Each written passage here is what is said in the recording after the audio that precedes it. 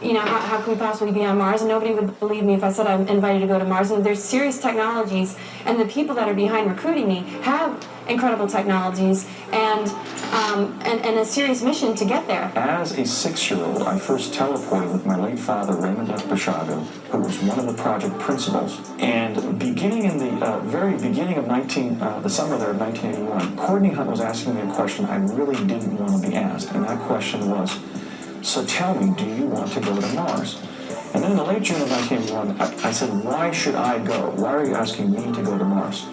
And he said, because the survival of human life depends on it.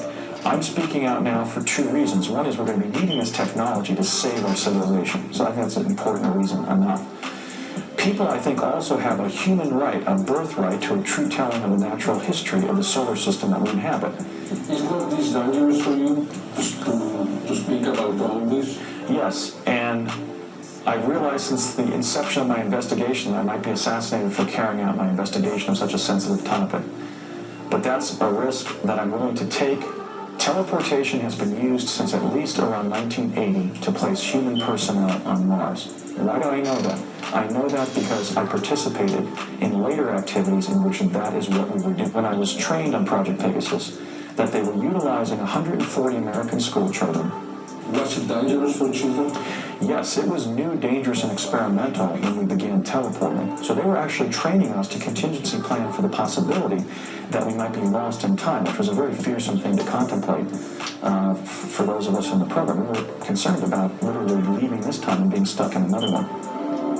One, they wanted to test the mental and physical effects of teleportation on children. 2, they had these electro-optical devices called chronovisors that prompted moving holographic images of past and future events. The third purpose is that they knew that children are exceptionally accurate in their observations, or at least they tend to be much more accurate than what adults report that they're seeing. Their perceptions are not influenced in the way that adults' perceptions are by the selection bias of what they have previously experienced. The fourth reason, and that which we're most excited about, is they told us that in adulthood, we would be admitted to the U.S. Naval Academy at Annapolis, and that would be used as a pretext to involve us in future time travel activities, that we were being trained to become America's first cadre of chrononauts in a secret program that would run parallel to the U.S. space program. Could Nikola Tesla's experiments been successful? We are convinced of that today. We believe it is possible to teleport a human being successfully without injury. We have proof that scientists have been working on teleportation for at least 30 years and have been successful on at least 2 occasions. The first was almost 20 years ago when a photon was teleported at a distance of 800 meters. And the second occurred in 2016 when scientists from China and Canada managed to teleport photons through fiber optics between the 2 countries. The good news is that in 2017, the same scientists in China were able to take a photon to space and use the quantum method for teleportation of the photon. However, there are reports that the United States Army has been using teleportation for a few decades now. But this has not been confirmed by the Armed Forces of America. We have heard that Army scientists have managed to teleport a fully equipped group of 9 soldiers from the United States Army Natick Soldier Systems Center, SSC, to a training site in Germany. The SSC is a military research complex installation in Natick, Massachusetts. The 9 volunteers had completed individual advanced training and were participating in experiments using the Doriot Environmental Climate Chambers at SSC when they disappeared and moments later materialized in the Hydra Sever training site in Germany, completely unharmed. The chambers can replicate any climate's environment or time zone in the world, but they had never been used in this way before. Teleportation was made famous in the Star Trek television series and movies. The Army called the process the Natick Incident, a hypothetical way of moving objects from place to place. American writer Charles Fort is reported to have coined the word Natick in 1931. Natick officials were enthusiastic about the event that promises to one day revolutionize the way in which United States troops and equipment could be moved or transported around the world. It could also ultimately make overseas bases obsolete, as forces would move from U.S. soil to remote points of conflict in the blink of an eye. Nobody is more impressed by this than I am, said Benjamin Storm, 61, who manages Natick's climate chambers. One moment he was chatting with the young soldiers, and the next they all vanished in the air. The soldiers were dressed in combat gear for the revolutionary experiment and supervised by Storm and his colleagues when they were sent from one continent to another. Photographs of the chambers from the event were captured and have been revealed by the Army. After thorough medical examinations at an Army hospital, they flew back to the United States and returned to their duties at Natick. It's one thing to see Captain Kirk or Mr. Spock do it in the movies, but it's something else when it happens to you in real life, said Kelly McCoy, one of the teleported soldiers.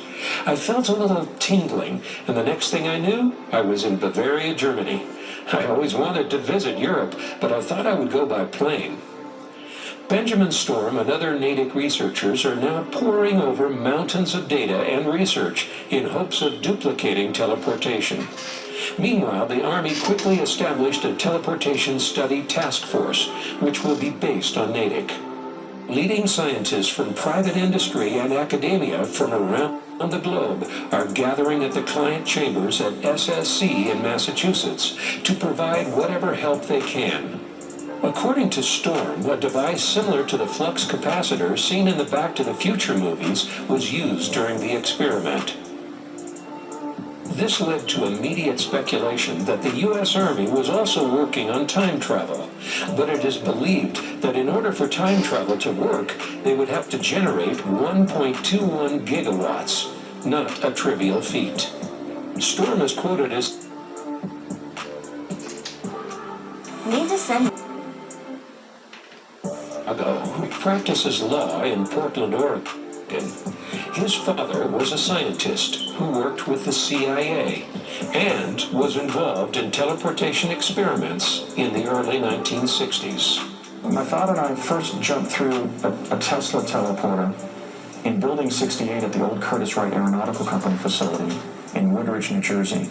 But Mars has a pale blue sky. I could see that, or sense rather, that Mars smelt of gunpowder, which must have been some sulfur content, at least at that location. What is the temperature on Mars? What do they keep on Mars? It's about 70 degrees.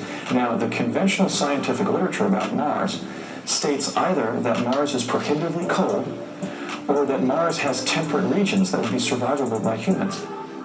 And I turned and I saw a small human being from our civilization on Earth run up to me. And then two more individuals, a couple of years older than me, and I would say they were maybe 21, 22, 23 years of age, ran up to me, two men and a woman. And I was interacting with the first individual who ran up to my location. And they were clearly human beings from Earth. They weren't Martians. They looked normal. They were speaking English.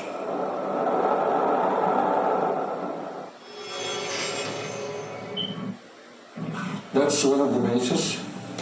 I think it might be a base. What we can say is that this is a detail, it's an enlargement of a segment of one of the glass tubes that have been found in various places on Mars.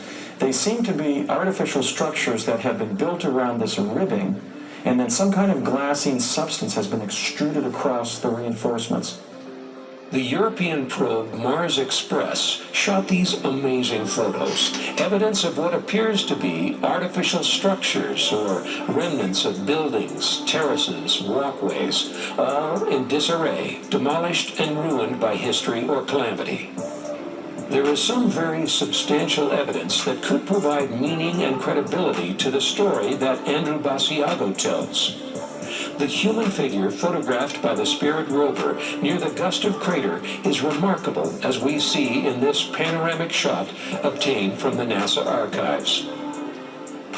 This image was taken between November 6th and 9th of 2007.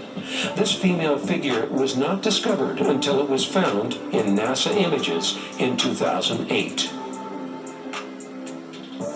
That photograph has been the subject of widespread global scrutiny because it contains an anomaly that apparently looks like the figure of a human female in a blue dress on the far leftward or southward edge of the home plate plateau. The U.S. government achieved time travel 40 years ago, pardon me, and was using it to reach Mars at least no later than 30 years ago. I think trillions of dollars are going towards a backup plan instead of the problems at hand to protect our planet, then it's obvious that it's a part of something that does not have our best interests in mind, that is manipulating people to go along with something that it goes against their free will, because most of the money also goes into MK weapons, the whole 9/11 thing, the money involved in that was not spoken for before the towers fell, was invested in MK weapons.